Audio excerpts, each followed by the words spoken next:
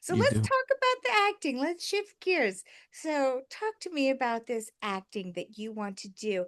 How long have you wanted to be an actor? And what kind of actor do you want to be? And why do you love the craft of acting? I think it allows you to really showcase kind of sides of your personality and just interests that you may not be able to do in certain fields like journalism and interviewing, to where I kind of want to play a character and see what I can do with this. And I would say I started to really learn probably like right after college. I was watching a lot of classes online and just I feel as though I just want to land some auditions here so that really get going, because I've done a lot of work. I did some work on Power 50 Cent show, because I'm sure you're familiar with the actors strike that happened back in 2020. Was it 2023? That's when it happened, because I was really getting momentum. I was booking shows, doing things like that.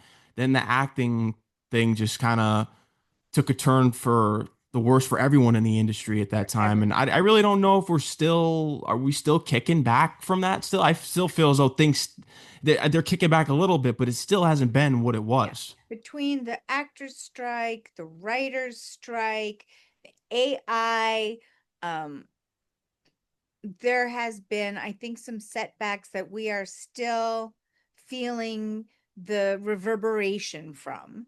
Um, Hmm. and I feel like new forms of entertainment are emerging, for example, verticals. Mm. And I've been told that verticals are like the hot thing, to get into verticals now. So every time I see a vertical audition, I'm all over it. You know what I'm talking about, right? I've heard about it. Yeah. They're like these soap operas that you watch on your phone vertically, Hmm. and they're like 1 minute, 2 minute episodes. And then you pay per episode, or you pay in packs to watch like 10 episodes, 5 episodes, whatever. And they're all kind of very melodramatic and over the top. So do you have an agent? I do have an agent. Agent's based out of Atlanta, but I'm still looking to expand from there. I'm trying to get someone out in LA where I really want to be, because Atlanta, I would have to relocate to Atlanta in order to get work. I mean, there's a lot of work down there, don't get me wrong, but I just feel as though that's not my calling and I want to be in LA. But I'm looking to add to the team to get to LA. Right. That's where I want to be, to really set up for the near future for a long time. Well, I think you're so castable. Oh, And thank you. yeah, and you have a beautiful presence and a beautiful way about you. Um, so I am going to put on my Ask Sam hat and see Hmm. if I can give you some advice, whether Okay. you're asking me to or not. It's what I do. So Yes, we spoke to, I know that you interviewed him on your show recently, Kevin Scott Allen, that's right. who was one of the main characters in the recent hit series American Primeval on Hmm. Netflix. And he is quite something. He's a character actor, as you know, that's had a 50-year career, Hmm. and he's got over 100 credits under his belt on IMDb. I mean, that's really quite extraordinary if we're talking about staying power over time in Exactly. this game, um, because he is a master of his craft. Hmm. Um, and I happen to, so I consider him a dear friend, and I also consider him one of those rare coaches that comes along in your life and changes things for you. They see you, they want you to succeed, they care. Hmm. Can feel it. And they're tough on you, and you want them to be, right? You'd walk on nails for them. Um, and you should train with him. Yeah, I'm open to it. I have a lot of actors that are actually acting coaches, so it's even at some in LA. So it's, I think isn't he out in LA too? He's out in LA, but Yeah. he has a class that he does, two classes that he does. He does a Thursday night class and a Saturday afternoon class by Zoom. Zoom classes. So we're all on because all you need is the screen, right? We just need the box exactly the way we're framed in TV. And I have found that really helpful. And in the pandemic, I decided that I would go back to school and I started taking classes with Wendy Elaine Wright, who founded the Hollywood Winners Circle program, HWC. And it's like a 2 to 4 year program, depending on, how much time you have on your hands, because it's a lot of work. I would say I guess on the 4 year plan. Like I said, it's like going back to school, right? It's like It going back is. to university. That's fine. Because don't you feel like anything that's worth doing or worth having or worth succeeding at is worth working your butt off for, Yeah, I think so. right? I Definitely think is. I think a lot, do you find that a lot of people just strike you as lazy?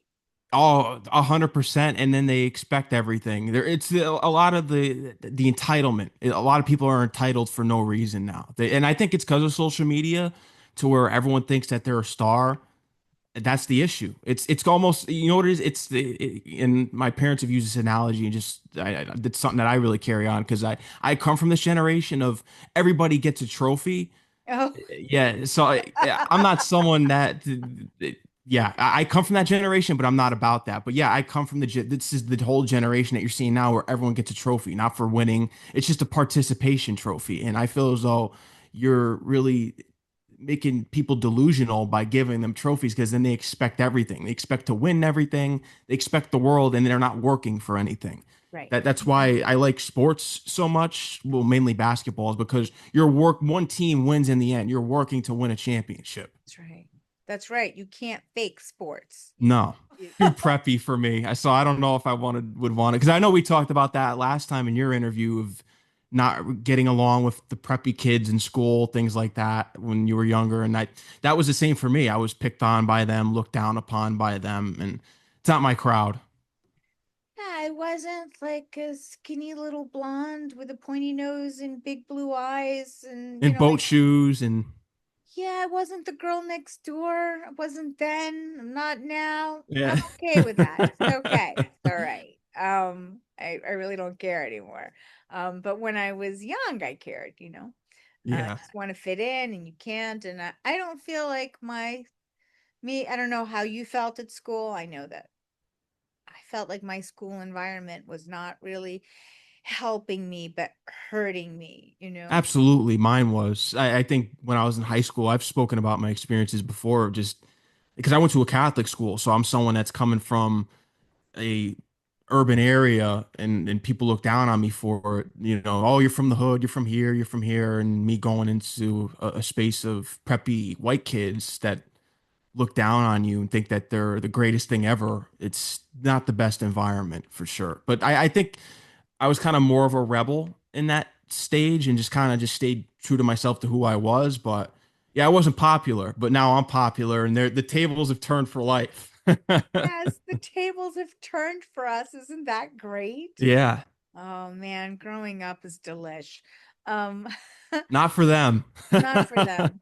No, I feel like it's a topic for another day, but I do feel like, I was in a very competitive school, highly competitive school, and the emphasis was really on, math and science. And, if you were dyslexic, as I am, that was a Mhm. tough place to be.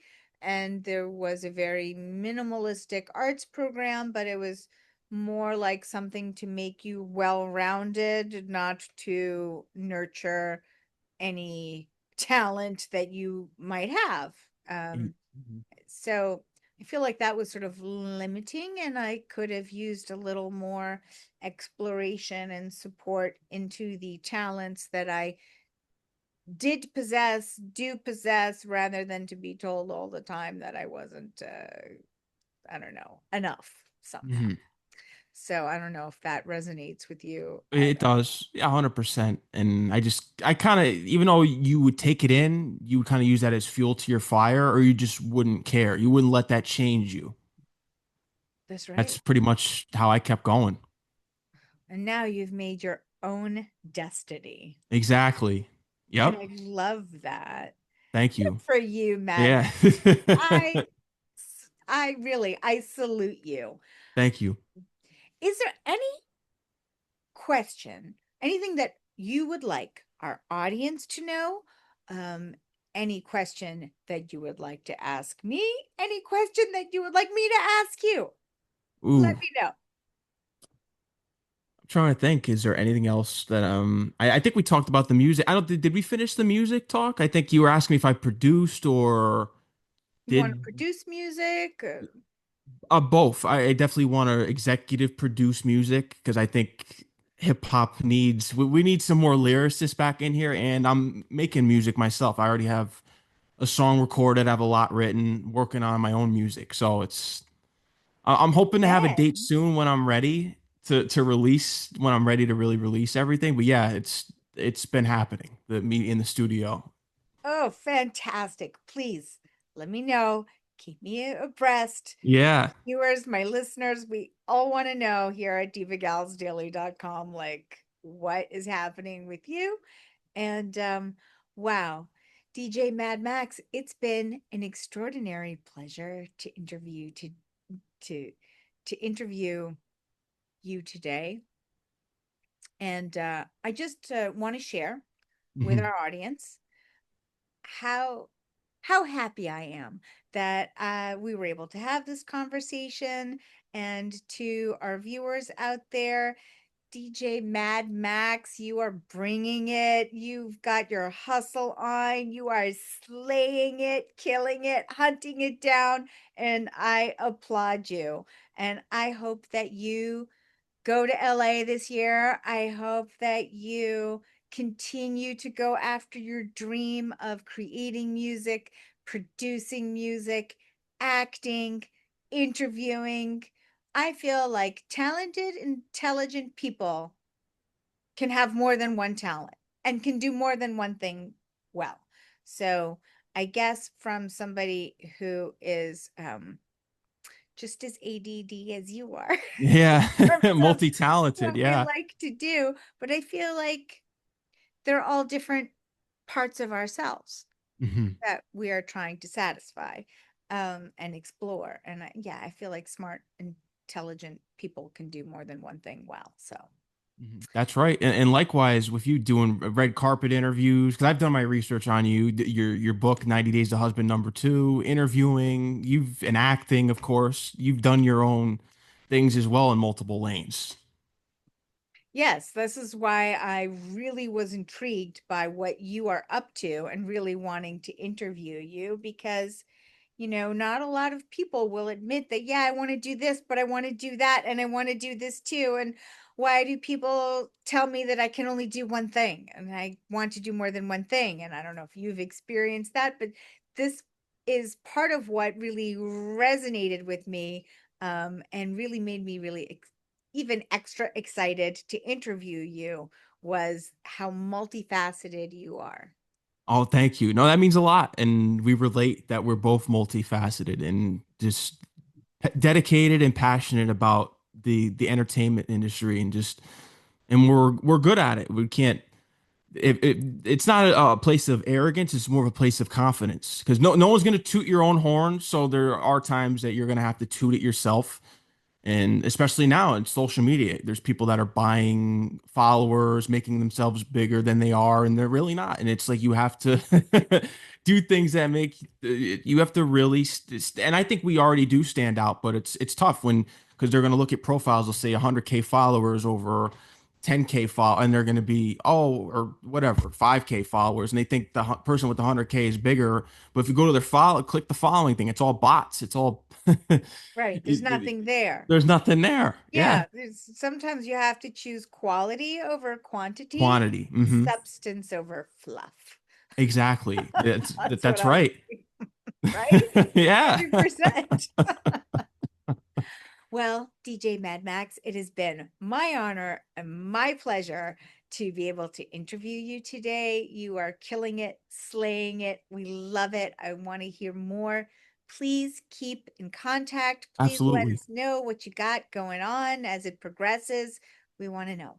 Absolutely. Thank you, Samantha. Anytime you need me on, and likewise on my show, anytime you need any press and publicity. I know you're working on some more novels. We kind of spoke about that last time.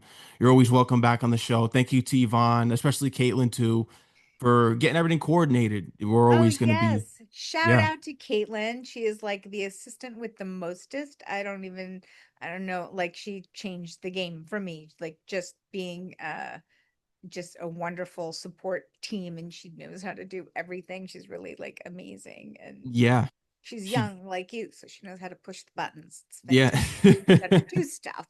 I wish I knew how to do all this stuff, but I don't. I'm trying to learn. I'm learning. I can learn new See, tricks. Um, but yes, shout out to Caitlin, and big shout out to Yvonne Forbes absolutely. because she is a mutual friend and business colleague and publicist that we know and love.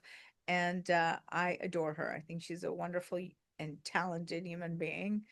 And, while we've been on the subject for acting, I just want to shout out to my coaches, Kevin Scott Allen, who we've both interviewed, Hmm. and in places like HWC Hollywood Winners Circle, who was started by, um, Wendy Allen Wright, and it's actually Wendy Elaine Wright. And Wendy Elaine Wright is kind of amazing because she was a singer Ooh. and a very successful one. And she just wanted to turn around and reach back down to us lost little actors, straighten us out and tell us what to do. So I thank her for that. And, she really concentrates on the business of acting. Hmm. And I think that is something that is really difficult information to gather. So she's done an incredible job of turning that information into a course. And I know that I'm much further along uh in my journey than I was when I started, right? But it's like that book, The Tipping Point. Have you read The Tipping Point? I have not.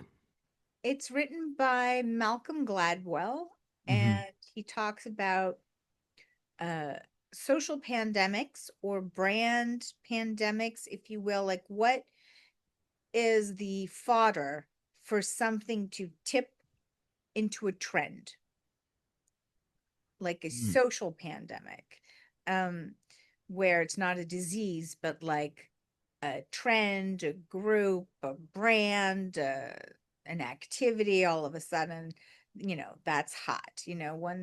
One day everyone's doing this at the gym, and a month later it's all, Soul Cycle, whatever. I mean, so what is the tipping point? And he talks about what is the fodder to create a tipping point, which as a communications person I've found exceptionally interesting.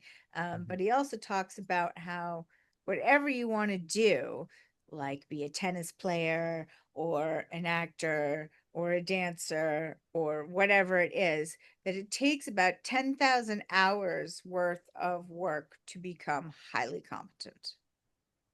Hmm. I've heard that So quote before. that's where it comes from. Oh, there you So, go. yeah, Malcolm Gladwell, he did the research on that. And so I guess, and he did research, so maybe that also came from another study somewhere. But yeah, I check out that book. I think I'll check that out. you'll dig it. I think you'll dig it. What a pleasure to talk to you. And, Oh, it's always let's a talk. pleasure. Oh, it's Yeah, always a pleasure. Let's stay connected, and we absolutely. will talk again soon. Thank you so much for having this chat with me. Of course. Thank you, Samantha. I appreciate all the good questions, the research, and the dedication that you brought to the show. And I, like you, appreciate you coming to the show, with all of you being so open and telling us all about what you're doing, what you've done, what you've got going on, and where you're going next. And I am wishing you all the luck in the world.